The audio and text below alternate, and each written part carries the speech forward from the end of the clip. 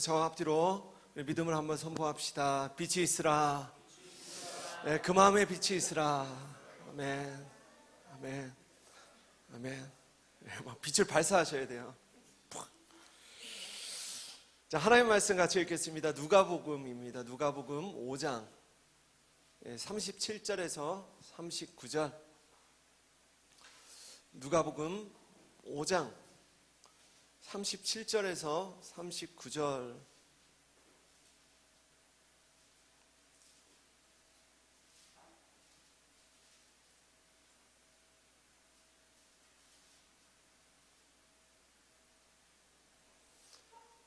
다 찾으셨습니까? 누가복음 5장 37절에서 39절입니다. 같이 읽겠습니다. 시작. 새 포도주를 낡은 가죽 부대에 넣는 자가 없나니 만일 그렇게 하면 새 포도주가 부대를 터뜨려 포도주가 쏟아지고 부대도 못 쓰게 되리라. 새 포도주는 새 부대에 넣어야 할 것이니라.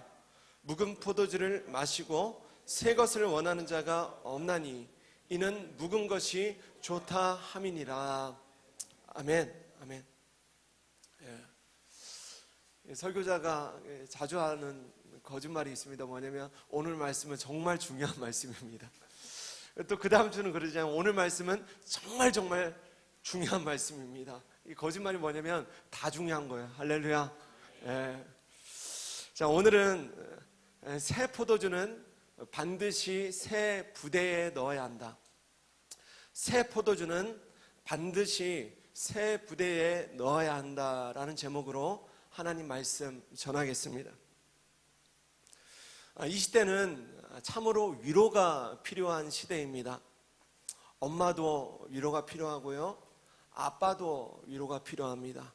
할아버지도 할머니도 위로가 필요해요. 그리고 자기 동생이 몰래 아침에 이 초콜릿 훔쳐 먹었다고 상심한 우리 애녹이도 하나같이 다 위로가 필요한 거예요. 우리 지하 들통이 났습니다.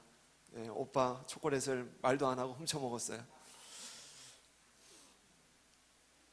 그래서 저와 같은 목회자들의, 이 시대를 사랑하는 목회자들의 아주 중요한 사역 중에 하나가 위로자로 사는 것입니다. 위로자가 되는 거예요. 목사뿐입니까?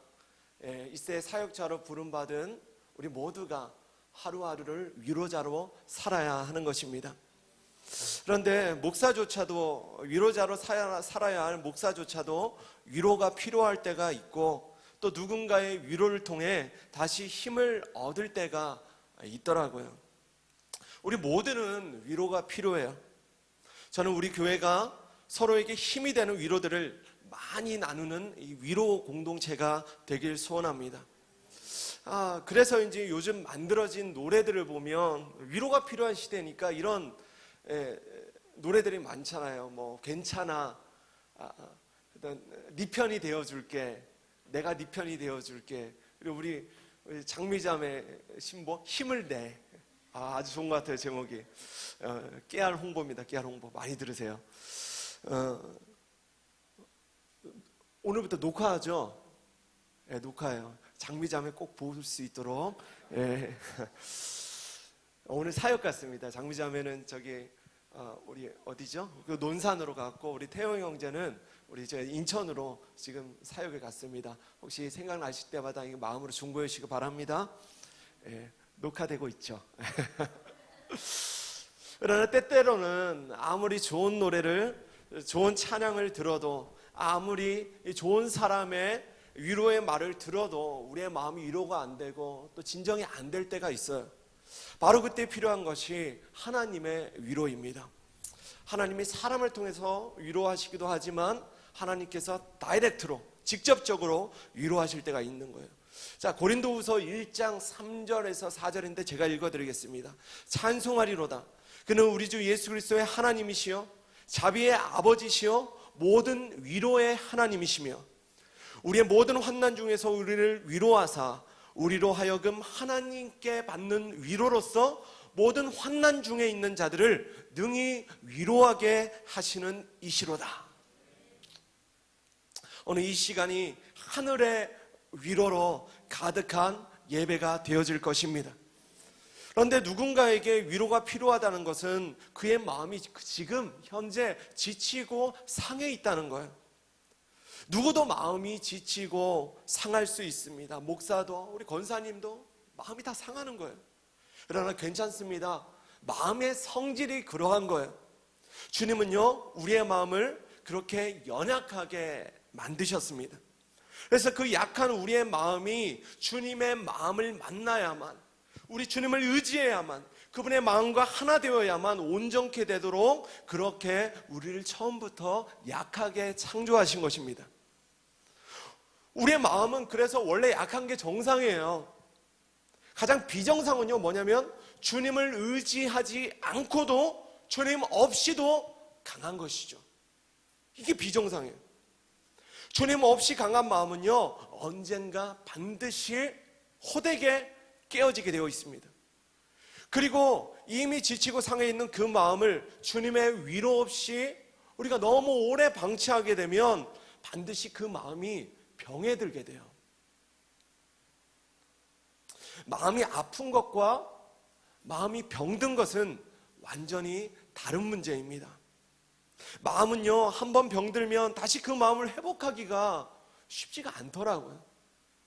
상담을 해봐도 마음이 그냥 아프신 분과 마음이 고장나신, 병드신 분들은요, 이 상담의 리액션이, 성과가 달라요. 두통과 뇌 종양은요, 다른 것이죠. 위통과 위의 암은요, 완전히 다른 문제입니다. 오늘 예배 자리에서 여러분들의 마음의 상태를 정직하게 하나님 앞에서 다 점검해 진단해 보시기 바랍니다. 그리고 그 마음에 작던 크던 그 어떤 상처도, 심지어는 우리 마음에 자라는 암세포까지 다 녹여내시고 치유하시는 우리 주님의 말씀의 능력이 오늘 우리 모두를 새롭게 하시길 주의 이름으로 축원합니다. 계시록 20장을 보면 길고 길었던 사망과 어둠의 역사가 끝이 나고 사탄이 완전히 패망하는 장면이 나옵니다. 그리고 곧 이어 21장에서는 사도 요한이 환상 가운데 새 하늘과 새 땅을 보죠. 그리고 어린 양 예수님의 영광스러운 승리를 선포하는 장면이 나옵니다.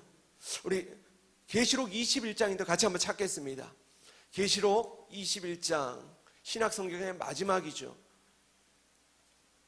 계시록 21장 3절에서 4절, 이 두 구절만 우리 같이 한번 찾아서 읽겠습니다. 같이 읽겠습니다. 21장 3절 4절 시작. 내가 들으니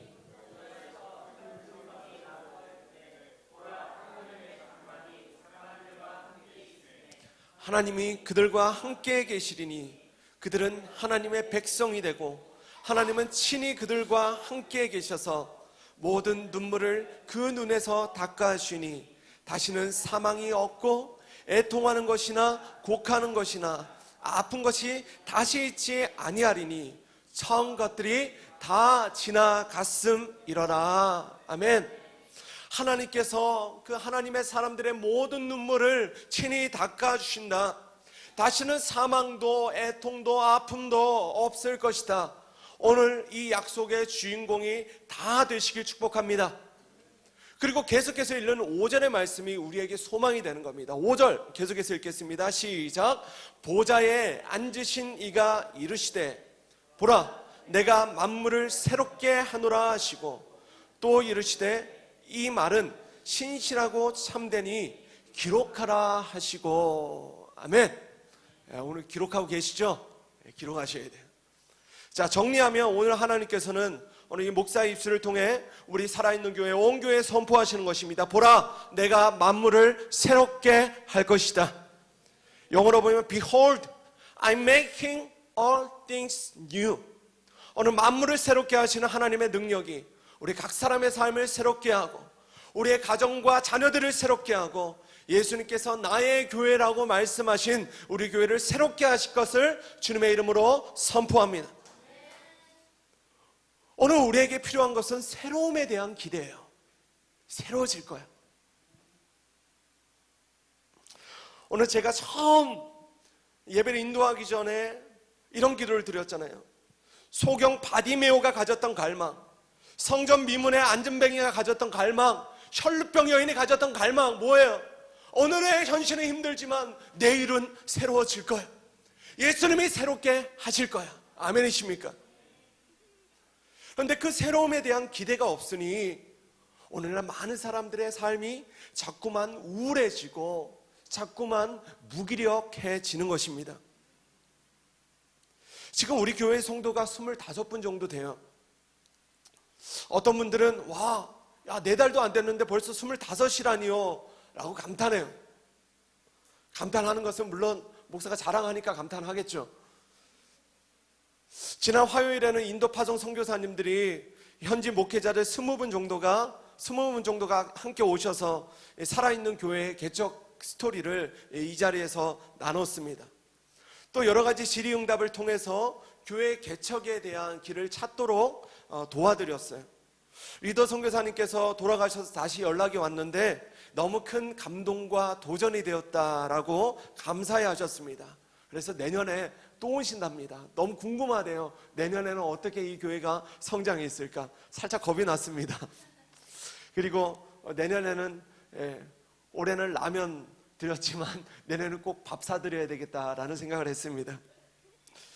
제가 여러 가지 이야기를 나누다가 저희가요 이제 개척 4달 좀 안 됐는데 25명이 모이고 있습니다 라고 했더니 막 그분들이 와 하고 막 박수를 쳤어요.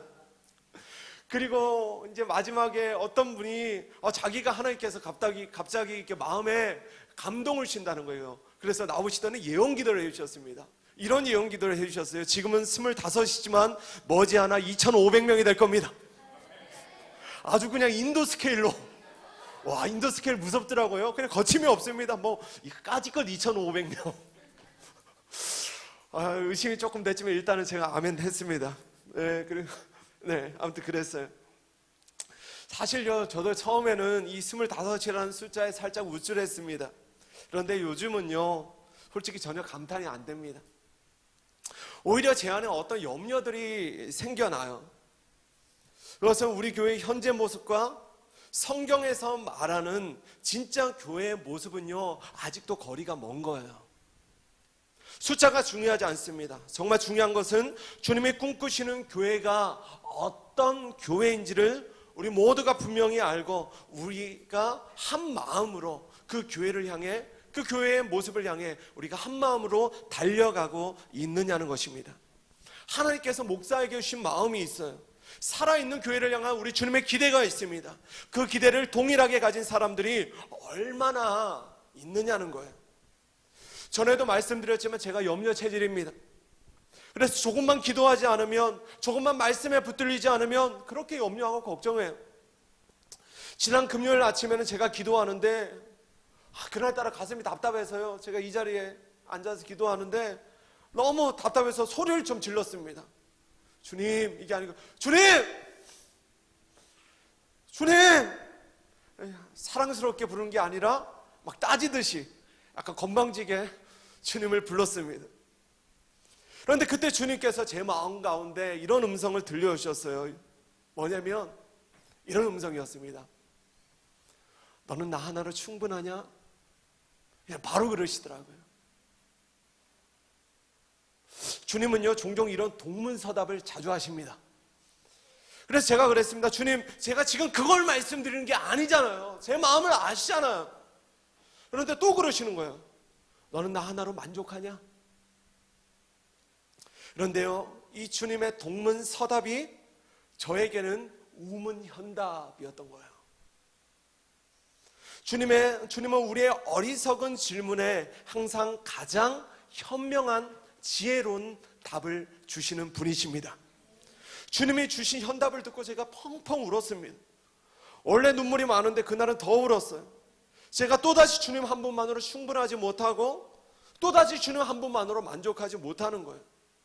그리고 계속 기도하며 몇 가지를 깨닫게 하셨는데, 첫째는요, 지난주에 나눴던 말씀처럼 나의 교회를 사랑하는 그 사랑의 마음이 아직은 목사부터가 너무 부족하다라고 말씀해 주셨습니다. 25명도 가슴으로 품고 사랑하지 못하는데 2,500명이 되면 뭐 하겠냐는 거예요. 솔직히 제가 나쁜 목사는 아니잖아요. 그죠? 고개를 끄덕여 해주세요. 네, 우리 최 집사님 맨 먼저 끄덕여 해주셨습니다. 감사합니다. 그래도 나름 가면 어디 가면 괜찮은 목사라고 그렇게 말씀해 주세요. 기분 나쁘세요? 많은 분들이 우리 교회를 향해 잘하고 있어요. 박수 쳐주십니다. 그러나 주님이 꿈꾸시는 교회, 사도행전에 기록된 초대교회의 이 교회의 원형의 모습과는 아직도 거리가 먼 거예요. 함께 달려가실 수 있기를 바랍니다. 둘째로 주님은요, 우리가 반드시 벗어야 할 영적 가면에 대해 지적해 주셨습니다. 저뿐만 아니라 우리 모두가 이 영적 가면을 빨리 벗어버리라는 거예요. 유명한 기독교 심리학자 레리 크랩이라는 사람이 있어요. 이 레리 크랩의 저서 중에 영적 가면을 벗어라라는 책이 있습니다. 이 책에 이런 내용이 있는데 제가 읽어드릴게요. 외적으로 꾸미는 영성은 진짜 영성이 아니다. 주님은 우리가 타락한 죄성으로 야기된 고통을 깊이 괴로워하고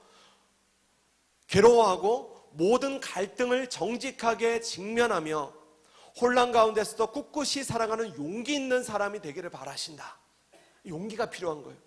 이런 사람은 두려워하기도 하고 혼란으로 인해 당황하기도 하지만, 왜요? 가면을 벗어버렸으니까 사람들이 놀라는 거예요. 쌩얼에 놀라는 거예요. 당황하기도 하지만 깊이 사랑할 수 있게 된다. 인생이 주는 깊은 실망에 직면할 때 우리는 진정한 사랑을 배울 수 있다. 이 길을 여행하는데 시간이 얼마나 걸릴지 알 수 없지만 즉각적인 해결을 원하는 사람에게는 긴 여정이 될 수도 있다. 이 여정에서 기대하지 않은 일이나 놀라운 일이 일어날 수도 있다.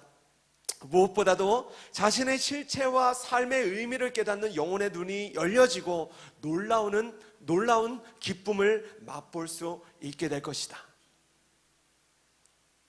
이 시대 많은 교회들이 어떤 의미에서 보면 가면무도회 같은 모습들이 있죠. 주중에는 쌩얼로 살다가 주일에는 풀 메이크업을 하고 교회에 오는 거예요. 주일만 되면 교회에 올 때 가면을 하나씩 챙겨서 계단까지 올 때는 괜찮다가 딱 들어올 때 쓰고 들어오는 것이죠. 그러나요, 진짜 교회는 오히려 그 반대가 되어야 합니다. 주중에는 풀 메이크업으로 살아도 교회에 오면 세수하고 쌩얼로 들어오는 거예요. 진짜 쌩얼을 하고 들어오시라는 게 아니라 영적인 의미로 우리의 마음의 민낯이 드러나야 한다는 것입니다. 교회는요, 진짜 교회는요, 정말 마음껏 울 수 있고 마음껏 통곡을 해도 전혀 불편하지 않은 곳이 되어야 합니다. 진짜 교회는요, 정말 배꼽이 빠져라 웃어도, 찬양하다가 막 땀으로 범벅이 되어도, 그래서 좀 냄새가 나도 전혀 수치스럽지 않은 곳이 되어야 하는 겁니다. 그러나 우리의 영적인 가면을 벗어 던지는 일은요, 절대로 쉽지만은 않습니다. 용기가 필요해요. 먼저는 우리의 영적인 자만심과 또 자존심을 내어 던져야 합니다. 때때로 미성숙한 사람들은요, 우리의 쌩얼, 우리의 생마음을 보고 막 손가락질 하기도 할 거예요. 아니, 목사님이 그러시다니요, 사모님이 그러시다니요, 권사님이 그러시다니요. 그럴 수 있어요. 그러나 저는 이런 대가지불을 각오하더라도 진정한 교회를 같이 꿈꾸고 같이 세워가는, 이제는 가면을 다 벗어버리는 성도님들이 되시길 간절히 소원합니다. 이제는 더 이상 기성교회들을 비판만 하고 있을 수 없는 거예요. 그들을 비판할 것이 아니라 우리가 먼저 진짜 교회가 되면 되는 것입니다. 그런 의미에서 저는 이제 다다음 주 7월 7일부터 7월 7석 잘 기억하셔야 돼요. 7월 7일부터 교회의 소그룹 공동체 모임을 시작하고자 합니다. 평신도 사역자들이 세워지게 될 거고요, 성도님들이 영적으로 성장할 수 있는 제자훈련도 시작하게 될 겁니다. 기대하시기 바랍니다. 예, 제가 여기 제자훈련 좀 잘해요. 교만한 게 아니라 기대하시라고 말씀드리는 거예요. 꼭 하시기 바랍니다. 놀라운 영적인 성장이 있을 겁니다. 꼭 교회에서 뭐 한다고 하면 거기서 표정이 굳어지신 분들이 있죠. 그러나 잘 들으십시오. 아무것도 안 하는 교회가, 아무것도 안 해도 되는 교회가 절대로 좋은 교회가 아닙니다. 그렇다고 죽어라고 밤이나 낮이나 계속 프로그램을 막 계속 돌리는 교회도 좋은 교회는 아닙니다. 그러면 어떤 교회가 좋은 교회인가? 주님보다, 주님의 말씀보다 프로그램이 앞서지 않는 교회. 사람의 제자, 목사의 제자가 아닌 예수님의 제자들을 세워 나아가는 교회. 정말 중요한 부분이에요. 제가 이 말 자주 할 겁니다. 절대로 서정현 목사의 제자가 되시지 마시기 바랍니다. 예수님의 제자가 되시기 바랍니다. 너무 중요해요. 그래서 세워진 그 제자들이 예수님의 발자취를 따라 살고 하나님의 나라를 한 걸음 한 걸음 확장해 나아가는 교회, 그런 교회가 좋은 교회인 것입니다. 교회를 날아오르게 하는 두 날개가 있습니다. 하나는 공예배이고 하나는 소그룹이에요. 예배 공동체와 소그룹 공동체, 이 두 가지가 교회를 날아오르게 하는 두 날개가 됩니다. 이제 우리는 또 하나의 날개를 달려고 해요. 예배만 좋다고 좋은 교회는 아닙니다. 소그룹이 살아 있어야 합니다. 사람의 말과 형식으로 가득한 그런 소그룹 말고 그냥 막 개모임, 막 조기축구회 같은 그런 모임 말고 진짜 영혼의 문제들이 정직하게 다뤄지는, 가면을 벗어버리는 그런 모임들이 필요한 거예요. 주님이 주시는 애통과 환희, 치유 회복이 가득한 그런 모임을 우리가 같이 꿈꿔야 하는 것입니다. 예, 시간이 걸릴 거예요. 알아요. 사람들이 모이기 시작하면 불편함이 있을 겁니다. 그러나 그럼에도 불구하고 우린 두 날개를 가져야 하는 것입니다. 정말 기대하고 같은 마음으로 동참해 주시길 부탁의 말씀을 드립니다. 이사야서 43장 19절 제가 읽어드리겠습니다. 보라, 내가 새 일을 행하리니 이제 나타날 것이라. 너희가 그것을 알지 못하겠느냐? 반드시 내가 광야에 길을, 사막에 강을 내리니. 우리 옆에 분들에게 믿음으로 선포합시다. 하나님께서 당신의 삶 가운데 새 일을 행하실 것입니다. 아멘이십니까? 또 한번 선포합시다. 이제 곧 나타날 것입니다. 이게 중요한 거예요. 막 언젠가가 아닙니다. 이제 곧 나타내리라. 할렐루야. 광야의 길을 내시고 사막에 강을 내시는 분이 우리 하나님이세요. 하나님을 전적으로 의지하고 신뢰하는 이들의 삶 가운데는 반드시 하나님의 새 일이 나타나야 하는 것입니다. 또한 저는 목사는 이렇게 선포하고 싶습니다. 하나님께서 우리 살아있는 교회에 새 일을 행하실 것입니다. 이제 곧 나타날 것입니다. 아니, 이미 나타나고 있습니다. 이 믿음의 선포가 정말 하나님의 일하심을 저 하늘로부터 이 땅으로 끌어내리는 것입니다. 항상 하나님의 말씀은요, 성도 개인과 교회 공동체 이 양방향을 향해 동시에 선포가 됩니다.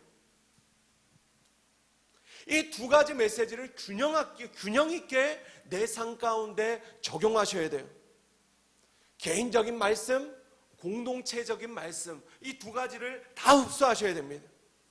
그러므로 개인적으로 교회적으로 시작되어진 하나님의 새 일을 믿고 선포하고 과감하게 믿음으로 뛰어드는 성도님들 다 되시길 주의 이름으로 축원합니다. 그런 의미에서 오늘 본문을 살펴보면 하나님의 새로운 일하심을 누가복음 5장에서는요 새 포도주에 비유하고 있습니다. 자, 본문 누가복음 다시 돌아가겠습니다. 누가복음 5장 37절 38절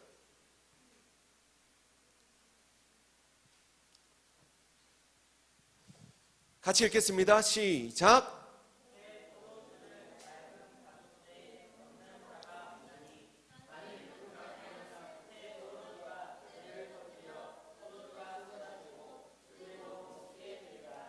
새 포도주는 새 부대에 넣어야 할 것이라.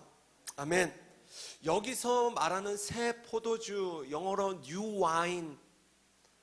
자, 이 새 포도주는 새 언약의 중보자로 이 땅에 오신 예수 그리스도의 일하심을 상징합니다. 예수님은 이 땅에 오셔서 하나님의 새로운 역사를 이 땅에 펼쳐 나가셨습니다. 구약의 시대에는 없던 하나님의 새로운 일, 그 새로운 일하심의 중요한 내용은 두 가지였습니다. 첫째는요, 성령님을 통해 하나님께서 친히 모든 사람의 마음 안으로 들어오시는 거였어요. 놀라운 일이죠. 할렐루야. 둘째는 뭐냐면 이 땅 가운데 예수님께서 나의 교회, 내 교회라고 말씀하신 주님의 교회를 세우시고 그 교회를 통해 어둠의 권세, 음부의 권세를 이기는 일이었습니다. 이 두 가지는 구약의 시대는 상상할 수 없었던 일이지만 하나님께서 예수 그리스도의 십자가와 부활을 통해 그 놀라운 일을 행하신 것입니다. 그래서 정리하면 새 포도주는요, 하나님께서 예수님을 통해 행하신 일, 그것은 두 가지. 첫째는 성령님, 두 번째는 교회인 거예요. 할렐루야. 그래서 이 새 포도주를 담는 그릇이 중요하다는 겁니다. 두 가지 종류의 그릇이 있습니다. 하나는 낡은 가죽 부대, 그리고 다른 하나는 새 가죽 부대. 새 술과 헌 술의 가장 중요한 차이점이 있죠. 뉴 와인과 올드 와인의 가장 큰 차이점은 다름 아닌 발효작용입니다. 발효작용. 발효가요 아주 강력하더라고요. 제가 청년 때 자취를 했는데 어머니께서 아주 좋은 자연산 머루즙, 이게 포도주랑 비슷한 원리예요. 머루즙을 페트병에 넣어서 시골에서 보내주셨습니다. 벌써 얼굴이 굳어지신 분 있죠?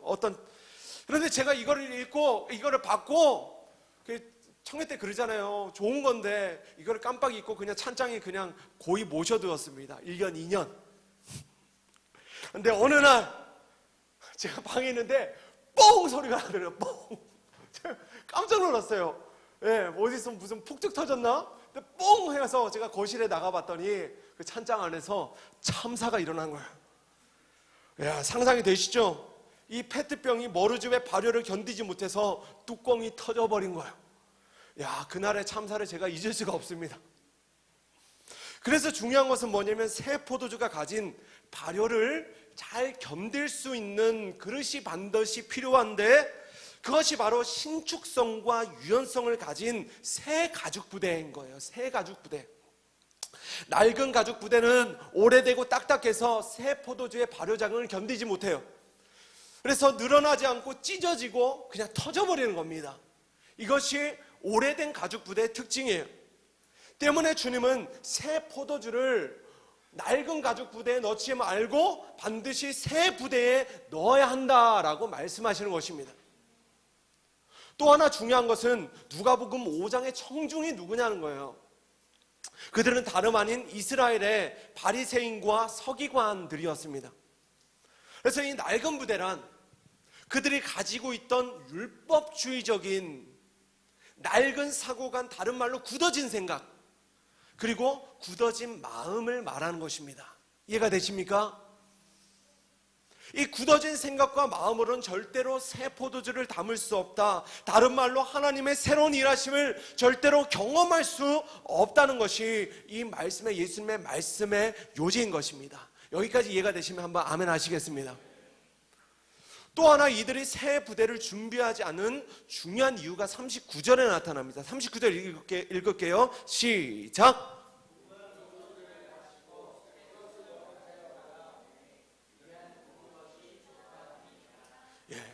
이들은요, 아예 예수님께서 새 포도주 마셔라, 이건 놀라운 것이다 라고 내밀어도 처음부터 이 새 포도주를 마실 생각이 전혀 없는 거예요.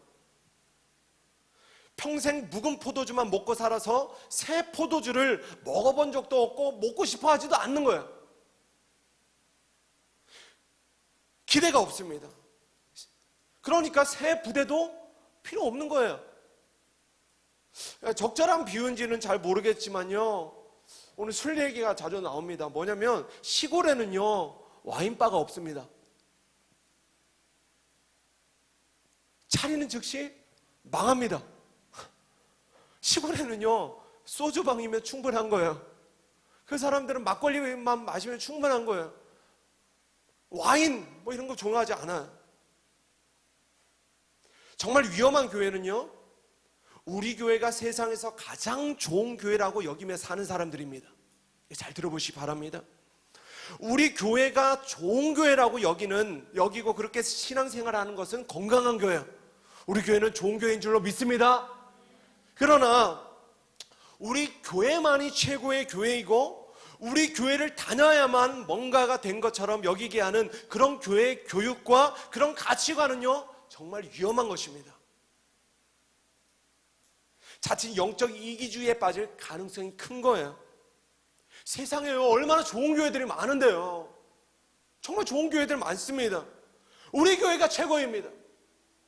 우리 교회가 최고예요. 우리 목사님이 최고예요. 전 최고 좋은 목사님이 아니에요. 그냥 괜찮은 목사입니다. 아니에요? 우리 교회가 최고입니다. 우리 목사님이 최고입니다. 정말 그럴까요? 정말 주님의 모시게도 그럴까요? 정말 주님도 그렇게 생각하실까? 저는 그렇게 생각하지 않아요. 어떤 교회가 좋은 교회예요? 좋은 예배를 가진 교회가 좋은 교회입니다. 좋은 소그룹을 가진 교회가 좋은 교회예요. 예배만 한번 살펴봅시다. 어떤 예배가 정말 주님께 최상의 기쁨을 가져다 드리는 예배가 될까요? 로마서 12장 1절에 정확하게 말씀하고 있습니다. 그러므로 형제들아, 내가 하나님의 모든 자비하심으로 너희를 권하노니 너희 몸을 하나님이 기뻐하시는 산 제물로 드리라. 이는 너희가 드릴 영적인 예배니라. 이런 예배가 최고의 예배인 거예요. 최상급의 예배. 저는 가끔 북한의 지하교회들의 예배 장면을 상상합니다. 제 예배가 타락해 갈 때마다 저는 북한교회, 지하교회 예배들을 제가 본 적은 없지만 상상해봐요. 어떤 악기도 없어요. 어떤 찬양도 없습니다. 찬양 마음껏 못 불러요. 어떤 화려한 조명도 음향도 없습니다. 그냥 고요합니다. 그러나 그 예배는요, 생명의 드림이 있는 거예요. 생명 걸고 드리는 예배. 날마다 예배할 때마다 그 몸을 하나님께 거룩한 산제물로 그냥 내어 드리는 거예요. 주님을 위해서는 언제든 죽을 준비가 되어 있는 그런 예배. 바로 이런 예배가 영적인 예배죠. 하나님 기뻐 받으시는 예배죠. 오늘 하나님은 설교의 전반부에 내가 새 일을 행할 것이다 라고 약속하셨습니다. 정말 믿으십니까? 이거 정말 믿으셔야 돼요. 이게 출발점입니다. 출발점. 하나님께서 내 삶 가운데 새 일을 행할 것이다. 아멘. 이거는 믿어야 돼요. 출발점. 그렇다면, 이것을 정말 믿는다면 이제 우리는요, 그 하나님의 새로운 일하심을 담을 그릇을 준비해야 하는 것입니다. 하나님께서 우리 교회 가운데 새 일을 행하실 줄로 믿습니다. 교회적으로도 새 부대를 준비해야만 하는 것입니다. 이제는 과감한 낡은 부대를 버리고 새 부대를 우리 모두가 준비해야 되는 거예요. 마지막으로 이 새 부대는 도대체 무엇을 의미하는가에 대해 두 가지만 나누고 말씀을 마치겠습니다. 첫 번째로 한번 따라 하시겠습니다. 새 부대는 변화를 수용하는 마음이다. 변화를 수용하는 마음이 우리에게 필요해요. 오늘날 많은 신자들의 마음에 신축성이 없습니다. 유연성이 없어요. 굳어져 있어요. 이런 것이죠. 내 나름의 예배드리는 방법이 있으니 건들리지 말라는 거예요. 내 나름대로의 하나님을 믿는 방법이 있으니 그냥 그 방법대로 믿도록 놔두라는 것입니다. 성도님, 예배를 이렇게 드리는 거예요. 두 손 한번 들고 해보십시오. 아니요. 저는 성경 필사합니다. 저는 새벽기도 드려요. 자기 나름대로의 방법들이 있는 거예요. 겸손하게, 경청하지 않는 것입니다. 말은 안 하지만 무언의 메시지가 너무 강력해요. 이 무언의 메시지가 뭐예요? 죄송하지만 말씀을 들어도 변하지 않는 거예요. 잠시 고개는 끄덕하지만 그 말씀대로 살아보고자 하는 겸손한 노력의 순종의 결단이 그 삶 가운데 전혀 나타나지 않는 것입니다. 변화를 갈망하기는커녕 전혀 필요로 하지 않는 거예요. 바리새인들처럼, 서기관들처럼. 이 땅의 모든 신자들이요, 환경은 변하기를 원합니다. 갈망해요. 주님, 내 환경을 변화시켜 주세요. 그러나 내가 예수님을 믿는 방식은요, 바꾸려 하지 않아요. 죄송합니다. 우리가 예수님을 믿는 방식을 우리가 바꾸지 않으면요, 절대로 우리의 환경도 변하지 않을 거예요. 설사 환경이 변한다고 해도 나라는 사람은 절대로 바뀌지 않습니다. 잘 들어보십시오. 하나님은요, 환경을 바꾸기 위해서 우리의 환경을 바꾸라고 우리에게 복음을 주신 것이 아닙니다. 주님이 우리에게 복음을 주신 것은 나를 먼저 바꾸라고 그 복음을 주신 줄로 믿습니다. 오늘 하나님은 정말 우리를 바꾸기를 원하세요. 우리의 마음을 새롭게 하기를 원하세요. 나 주님의 기쁨 되기 원하네. 내 마음을 새롭게 하소서. 새 부대가 되게 하여 주사. 주님의 빛 비추게 하소서. 같이 하실까요? 내가 원하는 한 가지 주님의 기쁨이 되는 것. 내가 원하는 한 가지 주님의 기쁨이 되는 것. 아멘. 키를 너무 높게 잡았어요.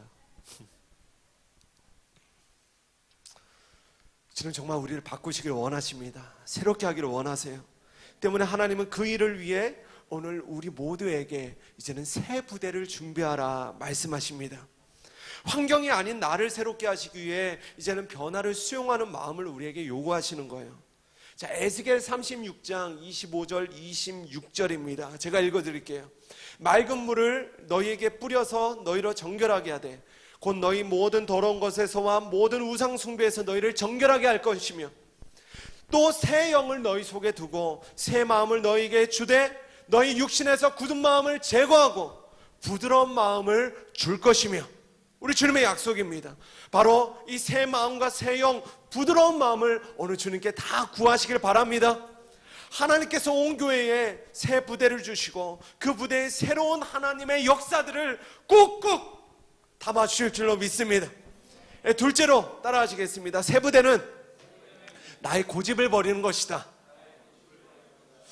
아까 39절을 보면요, 이 바리새인과 이 서기관들이 이런 말을 해요. 묵은 포도주를 마시고 새 것을 원하는 자가 없나니 이는 묵은 것이 좋다. 묵은 것이 좋은 거예요. 묵은 술이 좋은 거예요. 그런 거예요. 이게 뭐냐면 고집이죠. 고착된 생각, 고정관념, 신앙이 아닌 신념. 신앙과 신념은 완전히 다른 것입니다. 이런 것들을 말해요. 바리새인과 서기관들은 새 술에 대한 기대가 전혀 없었습니다. 그 이유는 묵은 술이 정말 맛있어서가 아니에요. 사실은 새 술을 먹어본 적이 없어서 그런 겁니다. 여기서 묵은 포도주란 잘 묵혀서 100년 된 술, 어떤 좋은 술을 말하는 것이 아닙니다. 잘못된 종교적 신념, 성경적이지 않는 종교적인 고집, 이런 것들을 이야기하는 것입니다. 어떤 분들은요, 찬송가만큼 좋은 찬양이 없다고 이야기해요. 찬송가 외에 다른 노래들을 하찮게 여깁니다. 이거 잘못된 거예요. 물론 저도 찬송가 굉장히 좋아합니다. 아마 여기에서 찬송가 저만큼 아는 사람 많이 아시는 분 별로 없을 거예요. 찬송가 왜 많이 안 해요? 찬송가 가사를 보십시오. 주옥 같은 믿음의 고백들이 많은데요, 사실은 찬송가 몇 장이죠? 한 600몇 장 되잖아요, 신찬양은. 그죠? 그 중에 하나님을 경배하는 찬양은 그 가사의 내용이 실제로 많지가 않습니다. 경배의 가사가 많지 않아요. 그렇기 때문에 교회에서 많이 안 부르게 되는 거예요. 이해가 되십니까?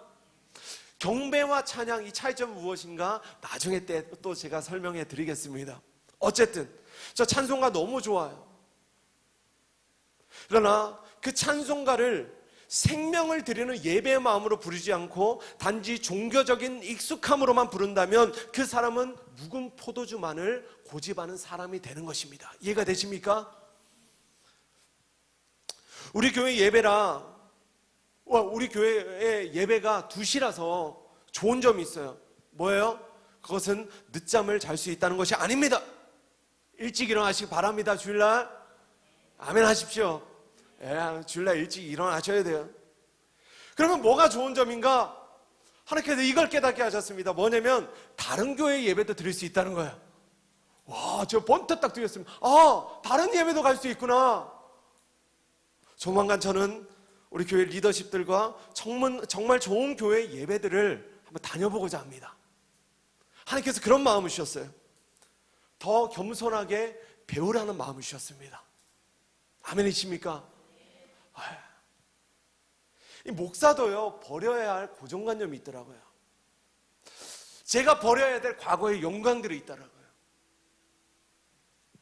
제가 준비해야 될 새 부대가 있는 것입니다. 그래야 새 포도주를 주님께서 부어주시는 거예요.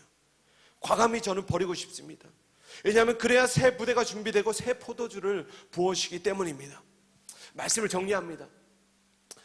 특별히 하나님께서 마지막 때에 그분의 교회와 성도들에게 부어주시는 새롭고 신선한 포도주, 아주 맛있는 최상급의 포도주가 준비되어 있습니다. 그 포도주를 요한복음 2장 9절 10절에서는 이렇게 말씀하십니다. 말씀을 같이 찾아볼까요? 마지막이니까 같이 읽겠습니다. 요한복음 2장 9절에서 10절. 요한복음 2장 9절에서 10절 같이. 이 마지막 때의 성도와 교회들을 향한 주님의 놀라운 계시의 말씀이에요. 같이 읽겠습니다. 시작. 연회장은 물로 된 포도주를 맛보고도 어디서 났는지 알지 못하되 물떠온 하인들은 알더라. 연회장이 신랑을 불러 말하되 사람마다 먼저 포도주를 내고 취한 후에 낮은 것을 내거늘 그대는 지금까지 좋은 포도주를 두었도다 하니라. 아멘. 여기서 그대가 누구예요?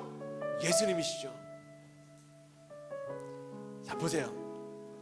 예수님이 이 땅의 성도와 교회들 향해 좋은 포도주, 최고로 좋은 포도주를 준비해 놓고 계시다는 거예요. 세상 나라의 원칙은요, 뭐냐면 좋은 포도주는요, 처음에, 그리고 그저 그런 포도주는 술에 취한 뒤에, 술 맛을 모르니까 술에 취한 뒤에 나중에 내어놓는다는 거예요. 그러나 하나님 나라의 원칙은요, 가장 좋은 포도주는 언제나 맨 마지막에 나온다는 것입니다. 옆에 분들에게 믿음으로 선포합시다. 당신 인생의 최고의 날은 아직 오지 않았습니다. 정말이에요, 정말. 아멘이십니까? 정말이야, 정말. 해수자매 정말이야, 이거 정말.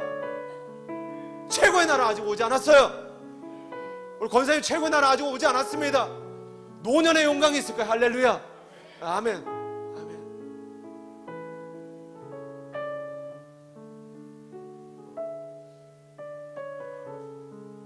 우리 인생의 최고의 날은 아직 오지 않았어요. 시온의 영광이 빛나는 아침 어둡던 이 땅이 밝아오네.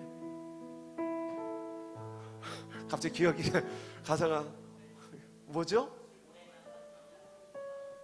아니요, 그건 3절 가사인가 2절 가사예요. 어쨌든 시온의 영광이 비춰올 줄로 믿습니다. 그러나 그 주님의 놀라운 영광은요, 그냥 아무것도 준비하지 않고 막연한 기대로만 최고의 날을 기다린다고 해서 오는 것이 아니에요. 최고의 날이 오기 위해서는 반드시 그 날을 맞이하기에 합당한 새 부대가 필요하다는 것이 오늘 말씀의 결론입니다. 이 새 부대는요, 변화를 수용하는 부드러운 마음이 필요해요. 부드러운 마음. 이제 엔간하면 금요 기도에 오시기 바랍니다. 부드러운 마음으로 한번 가보세요. 내 안에 고착되어진 고집을 과감히 내어 던질 용기가 필요합니다. 환경을 돌파해 나갈 용기가 필요해요. 내가 쓰고 살던 이 영적 가면을 벗어 던질 용기가 필요합니다. 무엇보다 하나님께서 행하실 새로운 일들을 이제는 우리가 믿고 갈망해야 되는 거예요. 혈루병 여인처럼, 성전 미문의 안진뱅이처럼, 그리고 소경 바디메오처럼, 삭개오처럼 정말 그렇게 주님을 갈망하시겠습니까? 오늘 메시지는 정말 말씀을 전하는 저에게도, 또 모든 성도님들의 각 개인에게도, 또 우리 교회적으로도 너무나 중요한 말씀입니다. 아마 새 부대를 준비하는 이 메시지가 오늘 말씀으로 끝나는 것이 아니라 한동안 우리 교회의 이 말씀이 한 시즌을 이끌어가게 될 것입니다. 계속해서 이 말씀을 묵상하고 삶으로 실천하시는 성도님들 되시기 바랍니다. 우리 같이 자리에서 한번 일어나시겠습니다. 우리 같이 한번 찬양하고 우리 주님 앞에 기도하며 나가시겠습니다. 우리 찬양 같이 한번 하시겠습니다. 전능하신 나의 주 하나님,